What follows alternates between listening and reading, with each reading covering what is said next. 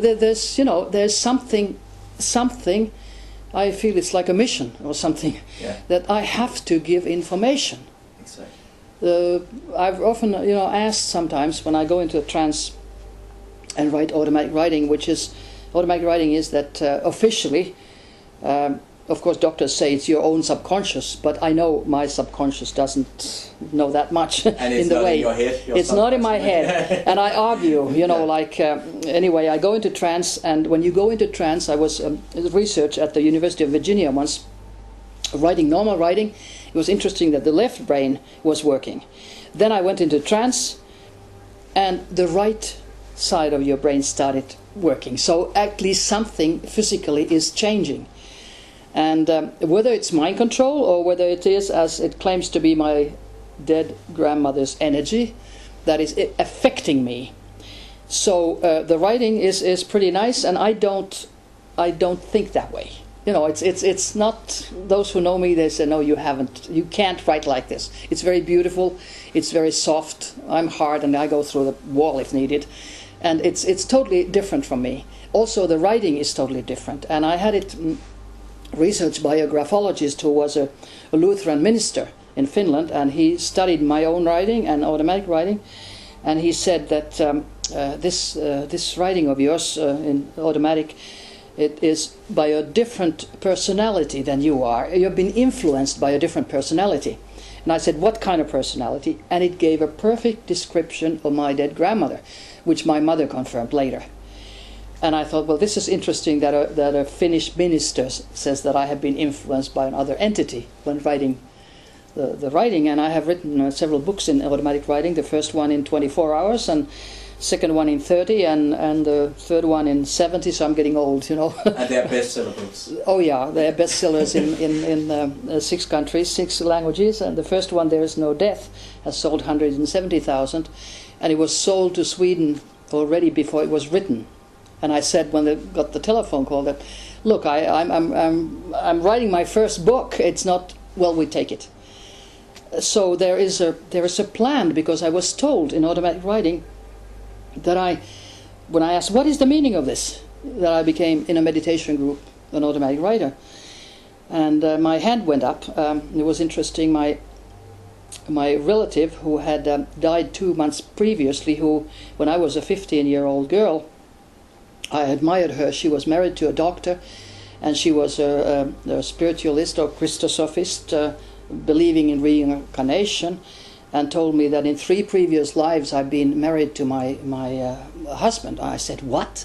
3 previous lives? You know, there's only one life, I thought. I didn't know. I was 15.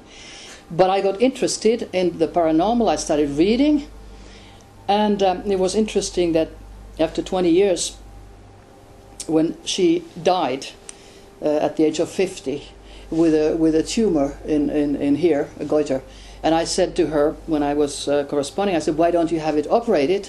Your husband is a professor of medicine at that time. She said, no, it's karmic. I have to go through this. So, okay, in the meditation group, all of a sudden my hand starts going up, starts doing a figure 8, you know, the sign of eternity. And I tried to take it down, and I couldn't. There was a force doing the figure 8 all the time. So I thought, hey, this could be automatic writing. I tried to pull it down with the other hand. It didn't. You know, a force was stronger than my will and my other hand. And then I said in my thoughts, right into the air. And all of a sudden, S-O-L-V-E-G, Solveig.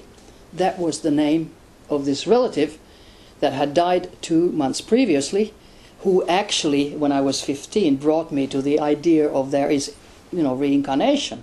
You can't die. Your soul can't die. Your consciousness can't die. Yeah. And I was flabbergasted, you know, like, whew. So then next time we went to the meditation group in Rovaniemi once a week. I always had felt like I had a spiritual sauna. I went there tired after the work, but I came back vigorous and full of energy. But nothing had happened to me in 3 years. Everybody else developed, but I was a dummy, you know. So, but then this thing came. So next time I took a pen and a pencil. I thought, if this happens again, so I'll, The hand went up again. I put the pen, and then it said the whole name, Solveig, the surname, I am alive.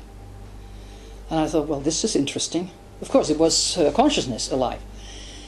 And then again, I went after 1 week, and then I said, well, what's the meaning of this? You know, I know you're alive. I believe that. I can't see you, but I know life goes on another dimension, on another frequency. And then my hand wrote, it's a book.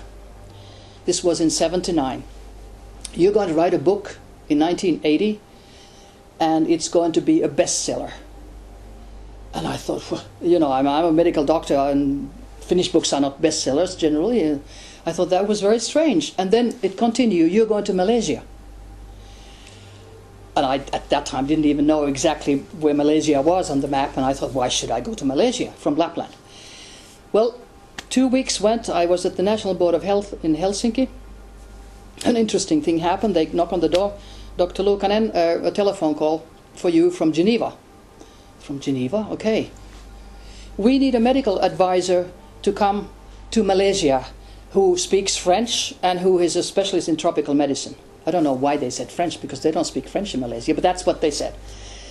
I was flabbergasted. I said, wait a minute, I have gotten this in writing 2 weeks ago that I'm going to Malaysia. No, the fax came today from Geneva, from the International Red Cross.